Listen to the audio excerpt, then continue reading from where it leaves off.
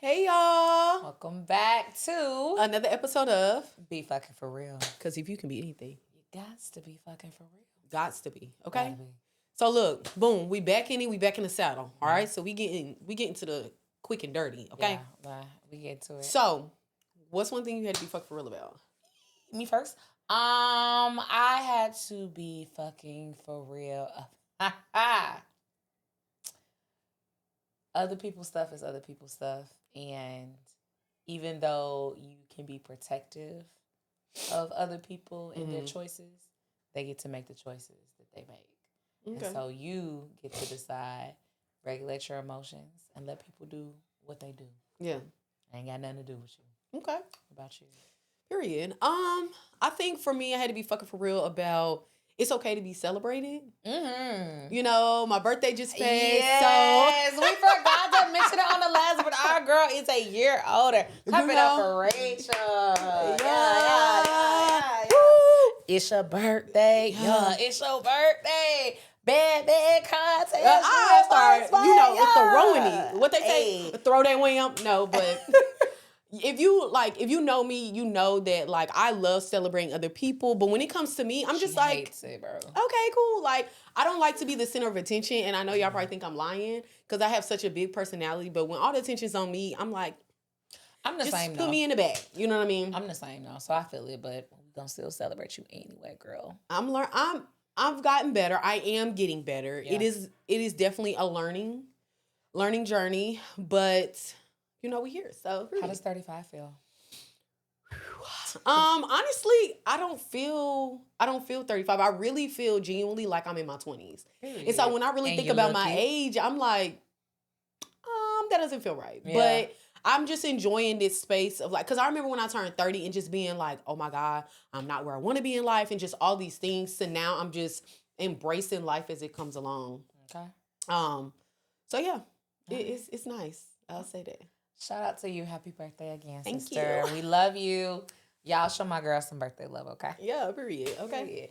All right, we gonna keep this. We had to run it back. It was good. So Fran, we had to run it back. The more you drink, the better it tastes. The That's all I'm better saying. it tastes. Yeah. And then I can't wait to like eat the mangoes at the end. It's gonna be so yummy. We're gonna be lit. You understand? Oh, drunk, lit, in it. Well, cheers.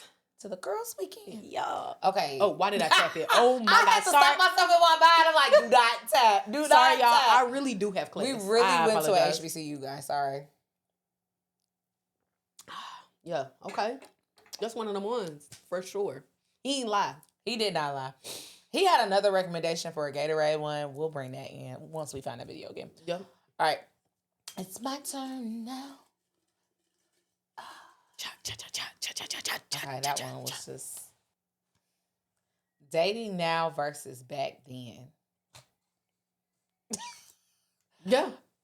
Okay. So and we don't even have to go back to like our parents dating. We could just say like, oh, okay. we could say like, well, we could talk about that, but we could also say like dating. I was thinking about personal experience, like yeah. Yeah. And I also was gonna say like dating in our 20s versus dating now we're in our 30s. Like what has been different, if anything? Obviously our standards have changed, but you know, just your overall viewpoint of like the changes in dating. Whether it's social media, whether it's your growth, you know, all the things. I try to hit the things briefly. I feel like personal experience wise, I just have a less tolerance for dating. Oh, for sure. I think I have way more boundaries and standards in dating now.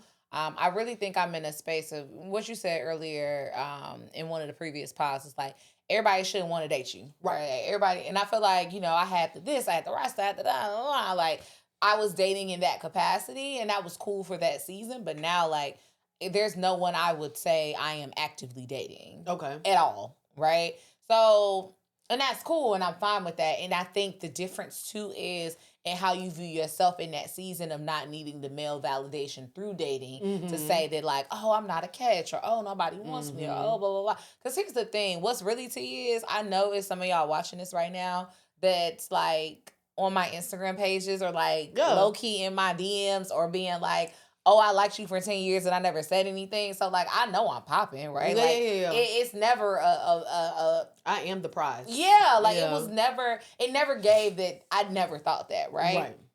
However, I think you have to be very secure in the season of dating when there isn't somebody constantly on your line. Like, I don't need to fill space with people or Right. noise. Mhm. So I say all that to say, like, I'm just in a more subtle space, and like Mhm. what is truly genuine and wants to attract me and step to me, it will.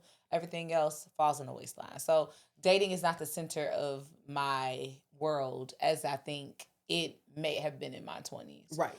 I think culturally, we got the game so messed up, Yeah, y'all. Like for it's so sure. twisted. I think social media has a huge impact on dating, positively and negatively. I think it one gives us an avenue to have access to people and to like connect, which I think is beautiful in dating. I think the other side of it is that it creates a space where people perceive interactions of how dating should or shouldn't be Yeah. based Yeah. on an app. Uh-huh. And it translates into the real world. And now we're like, oh, you can't take a girl to cheesecake, or you can't, plan a picnic for a Yeah. girl this first date because that ain't the first. Like, be for real, y'all. Yeah. So I think it just makes it very difficult for people to be people in a very genuine and authentic way. I also think we have a lot of like people that we want to be versus people that we are on the apps. And I don't think that does anybody any good from that perspective. Yeah. So yeah, it's very ghetto. Agreed. What are your thoughts? I think I'm agreeing.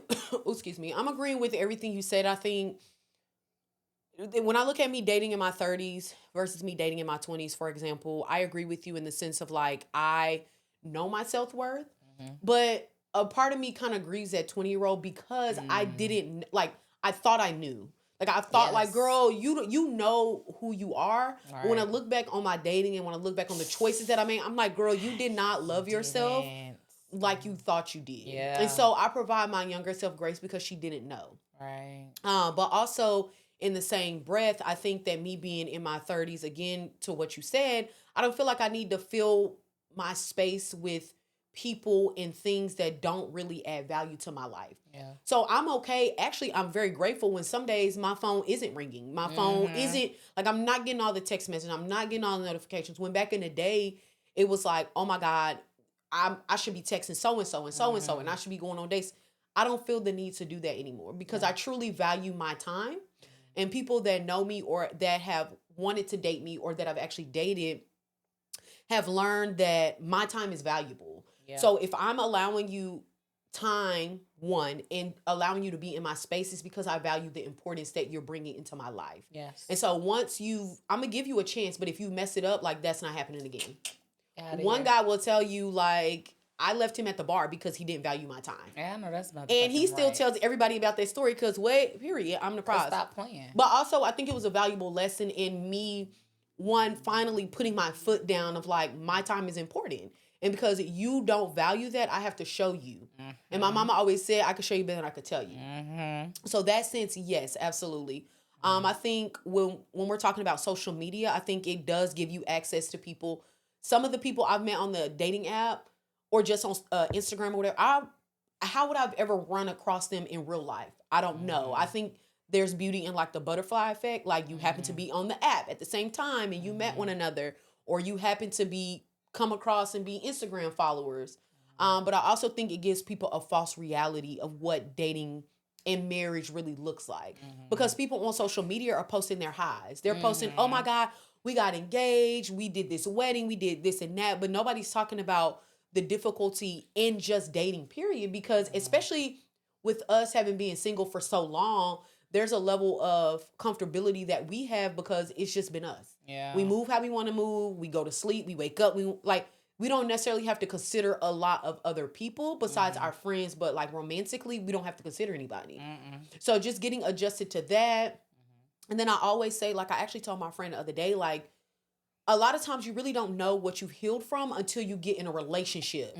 Because that's when you really get to see face to face, like, I'm interacting with this person in this way. Like, oh my God, I've done so much better. Like, I can see the healing. Or, damn, I'm actually not as far as long as I thought I was. And it's not okay. And that's been a lot of me. Like, a lot of it, I'm proud of myself. But some of it, I'm like, okay, girl, like, we gotta tighten up here. Yeah, like, your shit stink as well. You know what I mean? Like, you are the problem. Yeah. But I'm still the prize, but like, I am the problem. Accountability, ladies and gentlemen. Yeah, for sure. And I also think, like, social media now, well, I would say in 2026 is like the year of the woman. So women are excelling and succeeding, which we always were, but we didn't really like pop our shit for real. It was just oh, girl, I'm doing it. Like, we would celebrate amongst our friends, but like now it's out in the open. And I think for some men, it can be intimidating, but I also think that's an insecurity, but we didn't talk about that. I think it can be intimidating because that's what you see. Like, oh, women are so strong, like they don't need a man and they don't need this and they don't need that. And it's like, but we never said that. We just said in the season of waiting, we're still going to continue to excel and succeed with our goals and ambitions. For sure. But I don't need to go on the internet every day and say, I want a man, I want a man, I want a man. Like, that could still be a desire, but that doesn't have to be the forefront or what I'm putting my energy to in every day. Yeah. So I would say, especially now with social media, that has been a huge difference. And women feeling like, you know, they don't need a man and making it very known. And it's like, those are facts, right? However, we still want a man. There are things that's why men and women coexist. Like, there are things that men bring to the table and there are things that women bring to the table. And when you work together, now you have, like, you've built an empire. You've built something beautiful. Like, why are we going against each other on social media? Yeah, and let's kind of deepen that point right there, because I think that goes, I don't know if that, I can't even say that that's even like a back in the day thing. Like, we were stronger as men and woman as, and I want to say more specifically in Black culture, right? Because I feel like people will say, oh, back in the day was better. Our grandparents did. Women's dependency was on a man. Right? So I can't really justify it being better than today. I feel like you said, women are, we're in our era. We're in our bag. Right? So it's a lot of things that we don't necessarily need the dependency of a man. But I think in our trauma of it all, we get this hyper independence. Yeah. Right? Of like, I don't need a man. I can do it by myself. Yada, yada. And like, yes, we can. And we do day in and day out. However, I think when we are operating in our true, authentic masculine and feminine energies, they complement. It's like peanut butter and jelly. Like, you know, it's like all the things that naturally go together. But I think a part of us, based on our experiences, we haven't had the opportunity to be authentically in our like womanhood or be authentically in like your manhood. And I think it just continues to create those bumps. Yeah. And I would say from personal experience, like, if I can be completely honest, like, when I go on dates with men, I have to almost like pull myself back from like getting the door or like when I walk into places, like being okay, like standing there and like waiting for him. Cause I'm used to doing that myself. You know what? For me, I automatically go into it. Now, back in the day, like, I'll tell one story. When I was 17, I do remember this. And I was with my mom. And we were at Home Depot. No, it's called Menards, which is like a Home Depot in Chicago. We were in Menards and we were getting mulch to do the yard or whatever. And we were carrying the mulch. And this guy came up to us and was like, hey, like, you need help carrying the mulch? I'm like, nah, we good. Yeah, like, I got it. And mom was like, no, we do need help. And that was the first time, well, one of the first times that I remember my mom stepping into this very, like, feminine energy of like, no, let him do it. And I'm like, I'm confused because we've been right, and so like Black girl power. Yeah, so that's right. That's my like foundation of what womanhood looks like. It's strength. It's doing it ourselves. It's all these things. Now, mind you, I've had men in my life. I had my grandfathers. I've had different people. But like what I saw was, women are strong. Women do for themselves. So it took a while for me to get to a place of allowing a man to do, right? But I feel like speaking of dating, like, oh, baby, I immediately go into princess mode. I'm not touching a door. Yeah. You need to be walking on this side of me where the street is because I'm not getting hit. Like, I immediately fall into that. But I think it took me a lot of time to really get there. I think for me, I more so pay attention. I pay attention to how you respond. Mm-hmm. So like when I went out with old buddy last week, and you went out with old buddy okay, girl, please, because what? No, we don't say mean, but it was one of those things where it was like we were walking, and I'm walking in front of him naturally, but like I could feel the energy, like he was like rushing behind me to get the door, or like we were walking. Just walking normally, and then like he tapped me and be like, "You need to get over here." So those are the things that I pay attention to. Like falling into it, I definitely agree with you, and I should do better with that. But I also am very big on paying attention to how you react and how you handle the situation, Absolutely. because for me that allows me to fall also into a space of like, okay, I know that he can lead me. Like he's he's always paying attention, and he knows what to do. And I'm gonna tell you this, and I think this really goes into like, it's interesting because Archie tells me all the time, like, you like two different types of men, and one of them are the service men. Yeah. So if you are like army, security, police, like those are the men that I typically attract, right?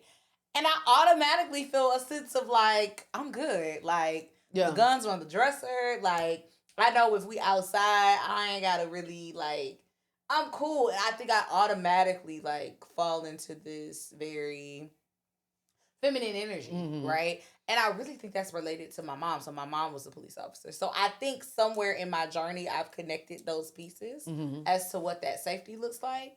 But I think that just, I don't know.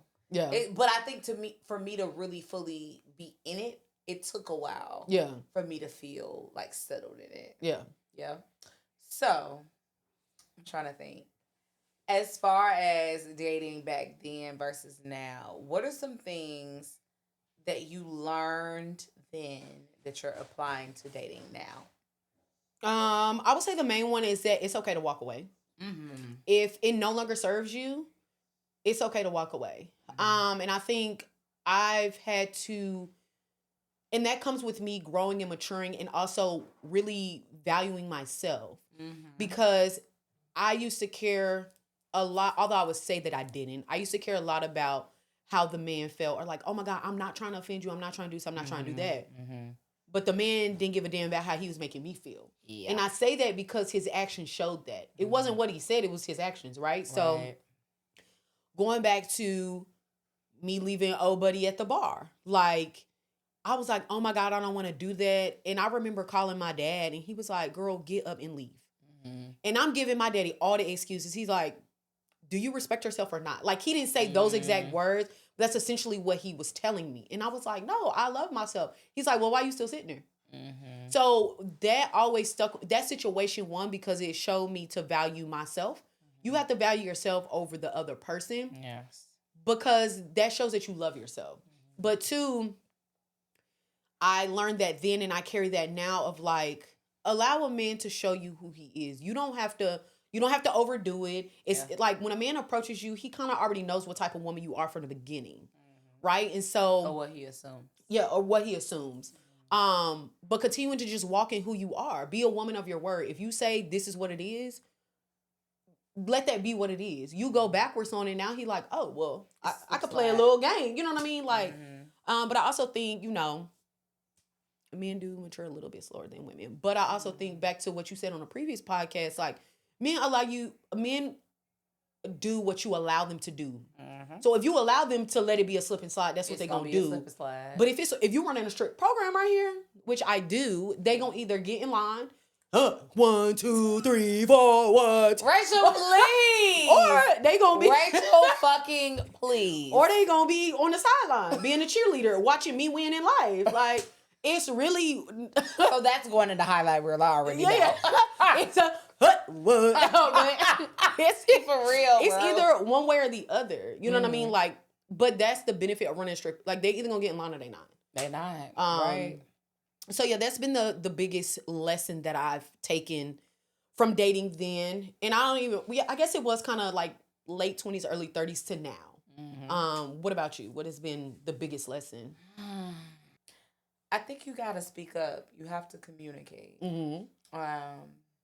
I'm thinking about a current situation with someone, and like, this person took me out on a date. It was very spontaneous. on a Monday. I was like, fuck it, we ball, let's do it. Oh yeah. And then all the follow-up interactions were like very spontaneous. And I very recently was like, look, I like plans. So if you want to see me, plan to see me. Yeah. And that's it, right? And so I think younger me would not have been as vocal about putting those things in place. Because now you know, like, first time's free. The next one's going to cost you. Yeah, because you do want it to be a little spontaneous, but, like, you busy. My life doesn't revolve around a whim. Correct. Like, and it's not like you're being super intentional in, pursuing me, which is fine. Right. However, my time is valuable in whatever capacity that looks like. So you're not just going to pop up on Saturday and want to hang out at 5. Yeah. We're not in that space to be doing that. Correct. Now, I'll call Rachel, I mean, what you doing in 2 hours? And then we go out, but that's my girl. But no, as a man, have a plan. I don't care if you're trying to pursue me or not. Like, you just don't get to pop up on my schedule. I think, again, younger me was just like, okay, like, no. Oh my God, he wants to, he want to see me. Yeah. He's like, girl, please. Like, yeah, he want to see you. Yeah. Make him work to see you. So I think that would be one of my lessons from then to now. Also, I think another one is like, sex is not everything. Girl, hello? Sex is not everything. And like really being in seasons of like abstinence for real, it put a lot of perspective of like, I'm giving you access to me. And that means a lot. Right. From a lot of different perspectives. So yeah, like that shift as well, I think. Because like when you in your 20s, you're just like, you really kind of figuring it out. Yeah. And I think we've said this before on a podcast, like I now, and again, providing myself with my younger self with grace, like now I understand the importance of why the Bible wants you to wait till marriage to have sex. And it's not because when I was younger, I was like, the Lord ain't trying to, look, he don't want me to have fun. No fun. Yeah, like you want hut one too. You know what I mean? Like the Lord got a strict program. And I am on the sideline enjoying my life. But like the older I've gotten, the more I realize why, because it is one of the most vulnerable things you can do with someone, right? And so even in our own dating experience, like we've seen or we've dealt with men who like, we're being the vulnerable one and you like have vulnerable, like, you know, it's done and you fully drained. And it's like, yeah, we talked about that a lot in our side like, conversation. So man, why do y'all do that? So this is what we're talking about. I think we figured out why, but okay. So in our experiences, we have noticed that post-sexual experience, some men will like fully put on their clothes and or like put on their boxers. Like, but as women, like, and I can say in my experience, like, I'm just like, I go do what I need to do, my post-aftercare, and I'm back. Because we're like, well, at least I would say for you and I, when we have decided to be intimate with a man, we feel comfortable. Right. So it's like, when we're done, like, this, we intimate. Like, I'm not saying we got to be that way all night. Right. What I'm saying, like, immediately, I don't understand that. And so I think it's just, what I've heard from the menses, and y'all can let us know, is that a part of it is like, I ain't trying to be looking like a fool with my pants on the ground. Yeah. Like if somebody come like, up baby, in we here, know that growing is gone. You know it's cool. Like we ain't even tripping on it. But no, not even from that perspective. It's like if somebody come up in the spot and I literally got my thing out. Yeah. How I'm protect us? And I got my, like, you know what I'm saying? I mean, I can understand that, but then also like I'm looking at you like, why would we be in a space where you feel like where you would have us right? Yeah. If I'm coming to your house and you are always on guard, now I'm thinking like, should you even be living here? What you got going on? Right. And two, if you come to my place, and I get it, women have set men up. Like, let's be clear, I don't want to minimize it. Yeah. But I also think like when you come to my space, for you to think that I would just set you up. But I don't even think it's about being set up. I think it's more about just the safety aspect. And if I am the man in this relationship, I need to make sure that I am in position to protect us. But what if it's me, get them done? Yeah. Oh, what you gonna do at that point? You know what I mean? Like, what's the difference between being in, and I'm asking the guys, like, what's the difference between being in the moment and being intimate, which you are the most vulnerable, versus immediately after? And it could be, and I'm not answering for it, but this is how I'm thinking. Yeah. It could be like that snapback, like, all right, back into... It's post-nut clarity. The man told you about post-nut clarity. Yeah. Y'all spilling y'all tea. But yeah, it's the post-nut clarity. Like, I was... Yeah. And now it's like, okay, wait, I gotta go... Like, I gotta go be bad again. Like... I mean, I can definitely... I can provide grace in that aspect. I think for me... If I'm going to continue to pursue something in that aspect with you, I would think over time you will become more comfortable. Yeah, for sure. And in my experience, it wasn't. And so it goes back to having those boundaries and like, this is not what I want for my life. Right. And circling back to like dating now versus then, like, and what you said, viewing sex as like, it's not everything. Right. It's nice. But I also think for us in our 30s, like, it really... One, it closes the gap of like how many men are accessible because you really get to learn. And I'm not saying you need to tell them like, I'm not having sex. Right. But you can really tell from the beginning like how a man approaches you, what he's, in theory, what he wants. But I also think when you have that boundary of like, I don't want to pursue anything more, you really get to learn. Some men are okay with that. Right. And some men are not. Yes. And it also allows you to know like, I can cut this off now because I already know this is all you want. Right. But in my 20s, it was like, okay, cool. Like, me too, twin. Like, yeah. But, yeah, what were you about to say? No, I was going to say, as women, I think we got to be fucking for real about knowing any man that meets you, somewhere in his brain, he wants to have sex with you. Like, that is, so we don't even have to, like... Don't be obtuse about it. Yeah, like, we don't have to play with the idea of, like, is this a thought? Yes, it is a thought. They do. Now... How they go about it and what's important, that is what they reveal over time. Correct. So, yeah, definitely see that. Oh, child, the time be flying when we be having fun. I'm telling you. So, like, what would we leave our BFFs with just in the space of, like, you know, dating then versus dating now? Like, what would we leave them? I would say, for me, if I was to give advice, it would be... knowing, and I say this all the time, like knowing your worth. Like every experience now, although we're more intentional, right? And the goal for most, if not all of us, is like marriage and we want to have a child. Like, but every interaction that you have with a man, that doesn't mean that they're your husband. Yes. But the experiences that come from it could be preparing you for your husband. Absolutely. It's all about how you view your situation and you view your interaction with men. Like every man ain't your husband, obviously, because what polygamy? No. But only one. Yeah, but you could still learn something from every man that you encounter. Yeah. I would say my thoughts to the BFFs is like, don't be so hard on yourself on the past versions of yourself, of what you didn't know, and what you did in the past. I think a lot of times we can hold a lot of judgment to what we did and what we didn't do.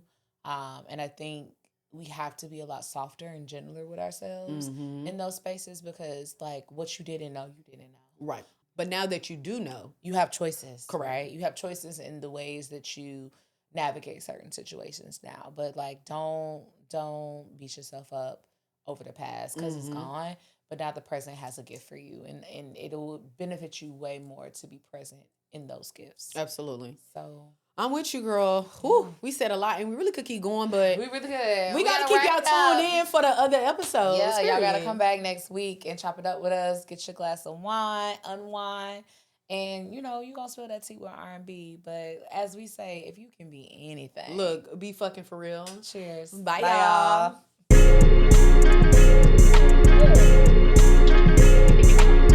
It's thirsty. Bought it.